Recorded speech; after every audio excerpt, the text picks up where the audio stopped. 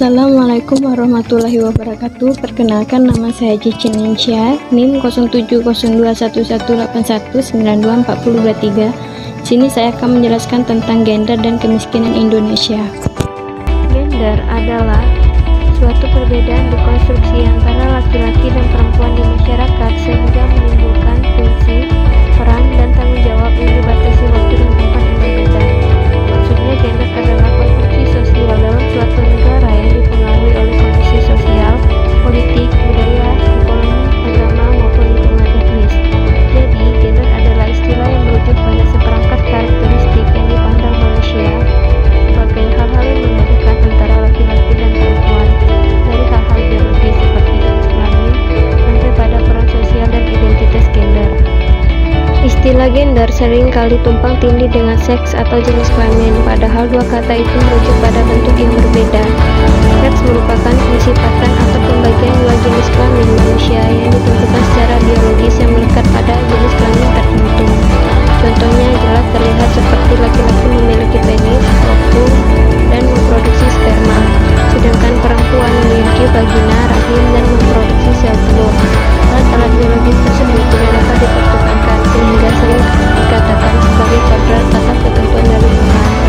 Sedangkan konsep gender merupakan suatu sifat yang melekat pada kaum laki-laki atau perempuan yang dikonstruksikan secara sosial maupun kultural. Misalnya, laki-laki itu kuat, rasional, perkasa, sedangkan perempuan itu lembut, lebih berperasaan dan keibuan. Ciri-ciri tersebut sebenarnya bisa dipertukarkan.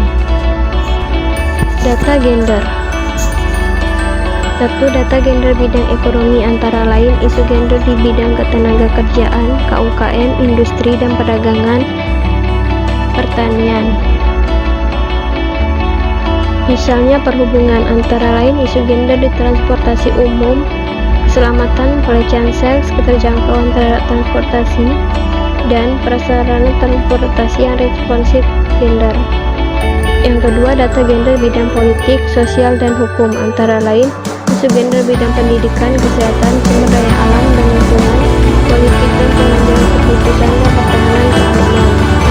Yang ketiga, data perlindungan hak perempuan, antara lain data kekerasan terhadap perempuan dan korban perdagangan orang.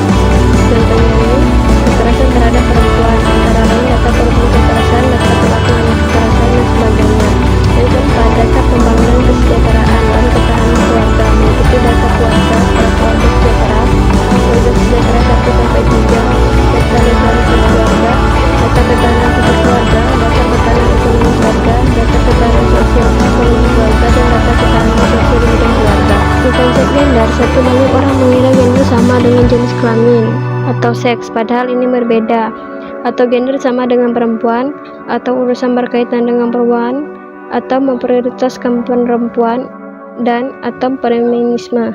Analisis gender. Analisis gender berfokus pada memahami perbedaan-perbedaan gender dalam peran, aktivitas, kebutuhan, dan kesempatan pada konteks tertentu. Analisis gender menyoroti perbedaan-perbedaan peran laki-laki dan perempuan. Hal ini beragam sifatnya menurut waktu, budaya, kelas sosial, etnik, dan faktor lainnya.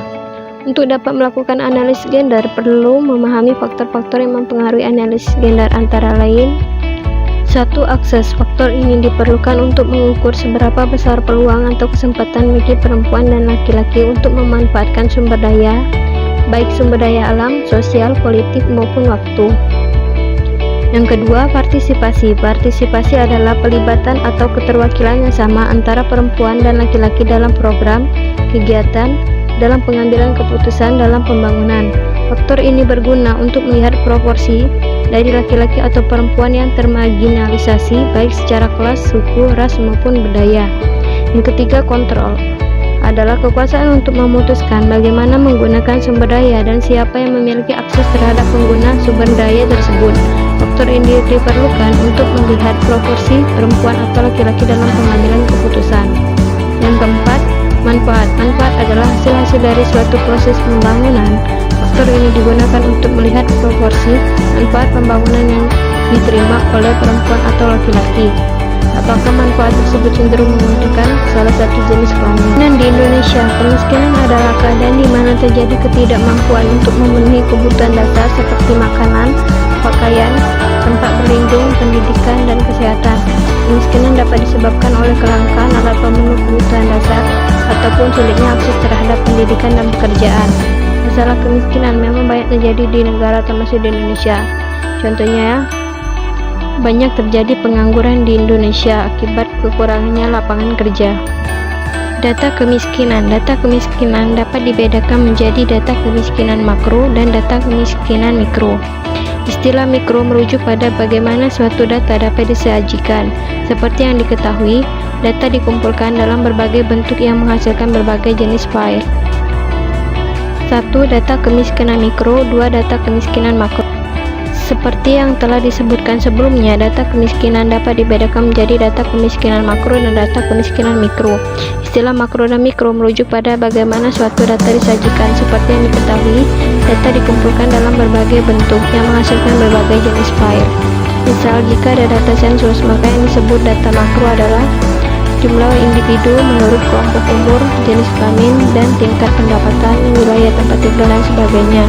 Sedangkan data mikro terdiri dari data individu. Konsep kemiskinan. Berbagai konsep kemiskinan telah dinyatakan dalam beberapa penelitian kemiskinan.